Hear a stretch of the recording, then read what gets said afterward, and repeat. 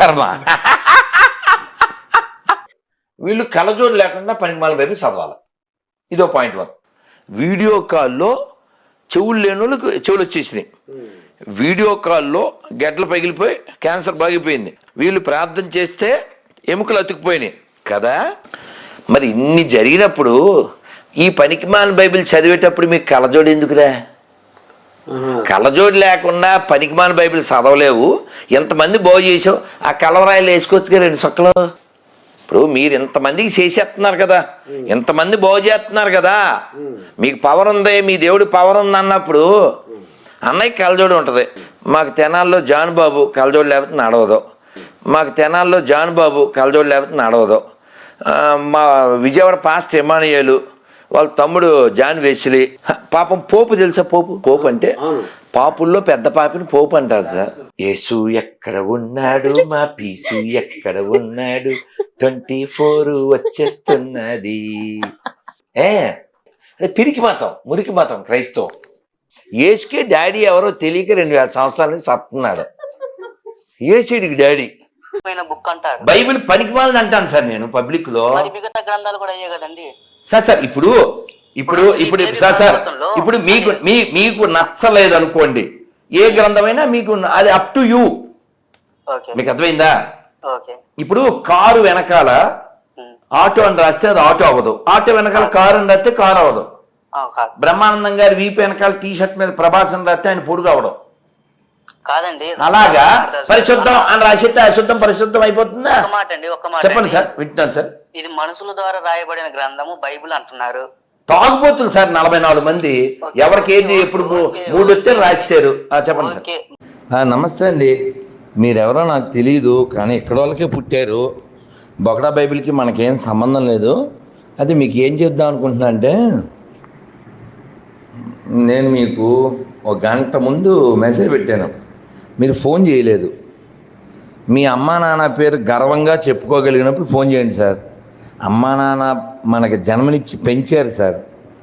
మాతృదేవోభవ పితృదేవోభవ అనే దేశంలో పుట్టాను సార్. బొకడా బైబిల్లో ఒక అమ్మ ఉందా సార్? మీ అమ్మగారిని మేరీ లాంటి లారీ పక్కన ఒక వేశ్యతో పోల్చగలమా?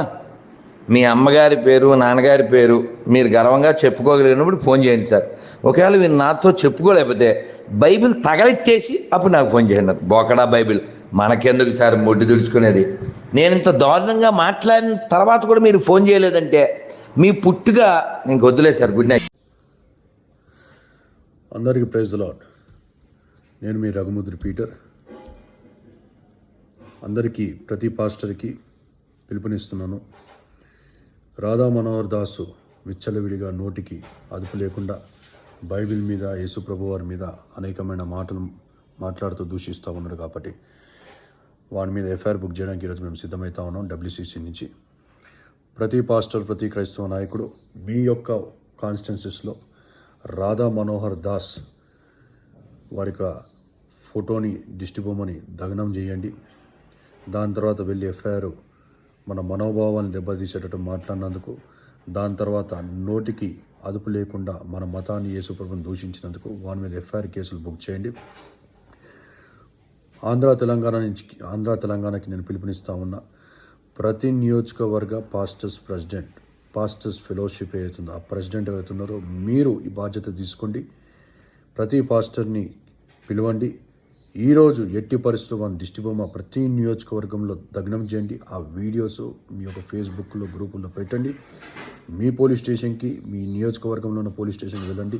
వాని మీద ఎఫ్ఐఆర్ బుక్ చేయండి. సుమారుగా ఈరోజు 200కి పైన ఎఫ్ఐఆర్లు బుక్ కావాలి. 200కి పైన. మీ దగ్గర ఎక్కడెక్కడ ఆధారాలు ఉన్నా ప్రతి ఆధారం తీయండి. ఎక్కడెక్కడ నోటికి వచ్చినట్టు మాట్లాడడం ఆ ప్రతి ఆధారం తీయండి. తీసి అవన్నీ అటాచ్ చేసి మీ నియోజకవర్గాల్లో మీరు కేసులు ఫైల్ చేయండి. ఇది WCC నుంచి నేషనల్ ప్రెసిడెంట్గా నేను పిలుపునిస్తా ఉన్నా. అందరికీ ప్రైజ్ ది లార్డ్. ఈరోజు గ్రేట్ వర్షిప్ ఆఫ్ PS దగ్గర ఉన్నాము. మనం ఏదైతే అనుకున్నామో రాధా మనోహర్ దాస్ మీద ఈరోజు ఎఫ్ఐఆర్ బుక్ అవడం జరిగింది. నేను ఏ విధంగా అయితే ప్రతి ఒక్క సేవకులకు, క్రైస్తవులకు పిలుపునిచ్చానో సుమారుగా 200 ఎఫ్ఐఆర్లు బుక్ కావాలని చెప్పి దయవుంచి ప్రతి కాన్స్టిట్యున్సీలో, ప్రతి మండలంలో మీరు అందరూ వెళ్ళి అతని మీద కేసులు ఫైల్ చేయండి. మనం ఏదైనా కూడా లీగల్గా ఇలాంటి శక్తులు ఏవైతున్నాయో వాటి అన్నిటిని మనము ఎదుర్కొన్నాం. Thank you very much. God bless you president.